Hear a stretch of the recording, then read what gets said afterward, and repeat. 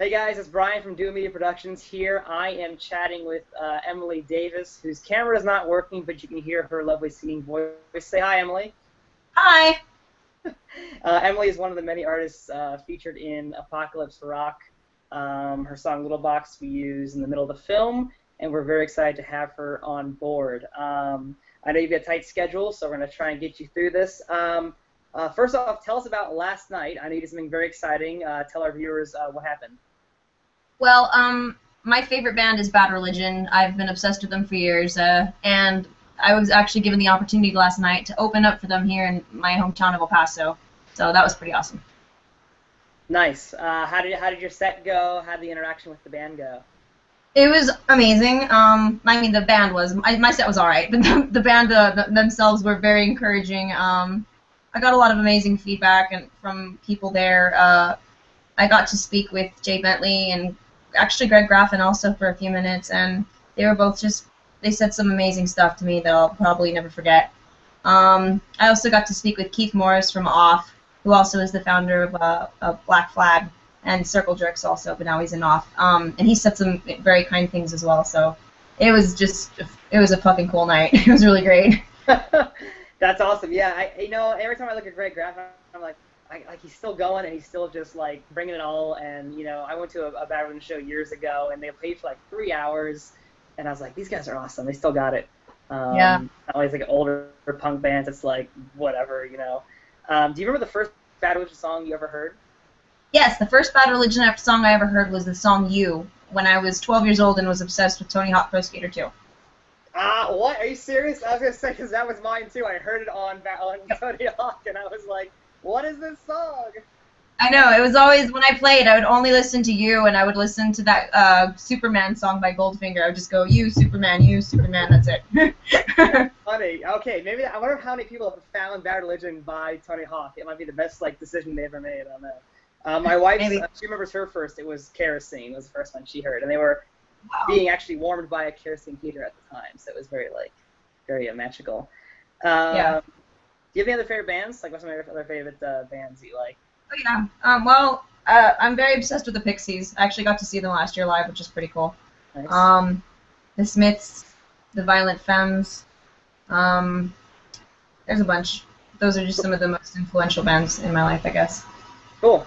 All right, let's jump to Little Box then. I mean, your whole album, most of your album, I mean, all your albums are great, but I was particularly drawn to that track for the film. It really fits well with our themes in Apocalypse Rock of him being kind of contained and boxed in by his own entertaining and kind of trapped in this fake world.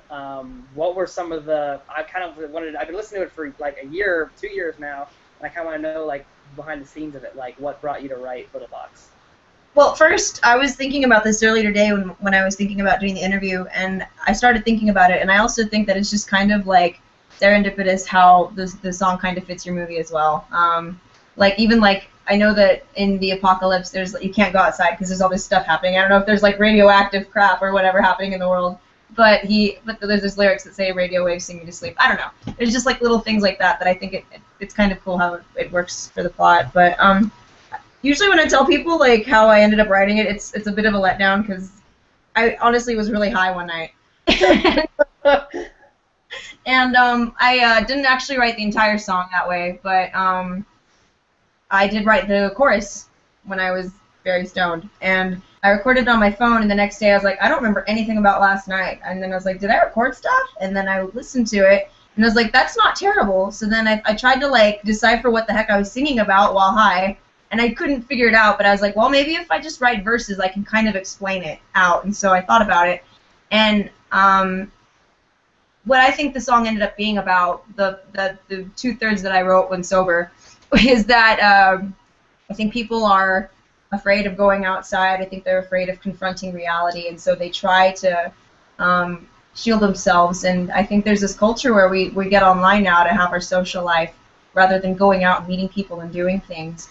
And so we it's almost like a defense mechanism, being entertained in our warm little rooms with AC or cold rooms, whatever. I can't talk. You know what I mean? So that's what it's kind of about, I guess.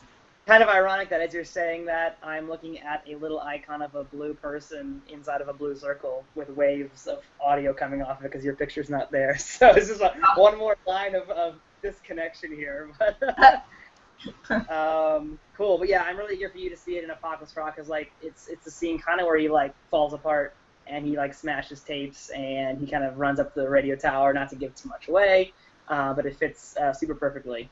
So Cool. I'm very glad that it fit. And I actually remember the moment I remember deciding I wanted to use that. I was riding to Baltimore and I was listening through Dark Matter and I was like, oh, these are all pretty good. I wonder if she'd let us use them.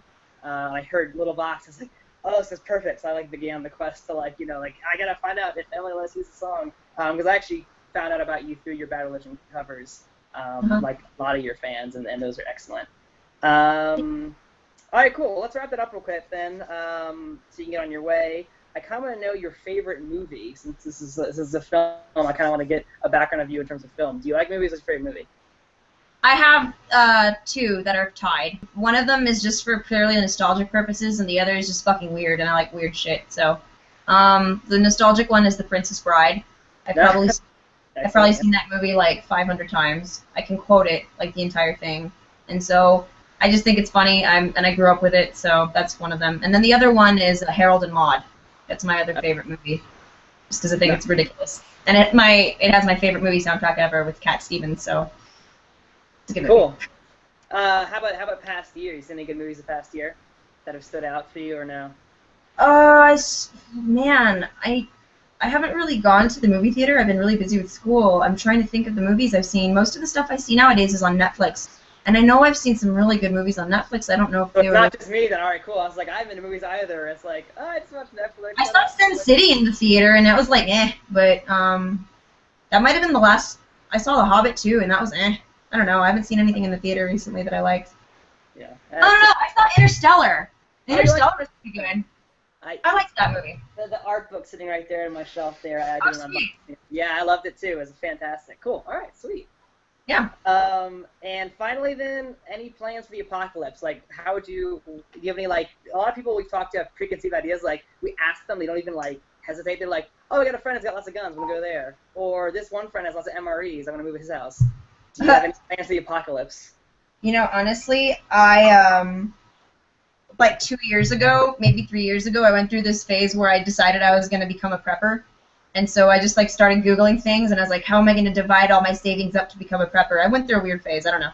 And then after I got over it, I was like, you know what? Realistically, if the apocalypse comes, I'm just going to let myself die. I don't have to survive. I don't want to have to, like worry. If shit hits the fan and it's going to be heartbreaking, I'm going to lose all my loved ones, I would rather just, like, croak. Don't want to deal with it. We're all going to die anyway. Why stretch it out if it's just living to suck, All right. So you're one of the bodies that we see strewn across the landscape, because somebody has to make up those bodies, right? Not everyone. Yeah. Well, I mean, I want my body to like have good purpose. Like, if there are people who want to toughen it out and they want to use my body as like an explosive or like some kind of like defense mechanism to save themselves, that's fine. Plus, I've always thought about the idea of exploding the shit kind of things, or whatever, or like puppet it like in Waterworld with the I think death by explosion is pretty metal, so I could deal with that. Cool. Well, if there's a post-apocalyptic show, then we'll use your body as like one of the end pyrotechnics then, and go out in a big bang then. That's fine. Cool. All right, that's the most interesting answer so far, I have to say. All right, guys, we've been talking with Emily Davis here. You can find her on Facebook at E Davis Music. You can follow Apocalypse Rock at Last Man Rocking on Twitter or apocalypserock.com. Emily, thanks so much for taking the time to do this, and congratulations on opening for Bad Religion. It's very exciting, and we'll be talking soon when the movie is done, which is very soon here. Cool. I look forward to it. Thanks for having me, man.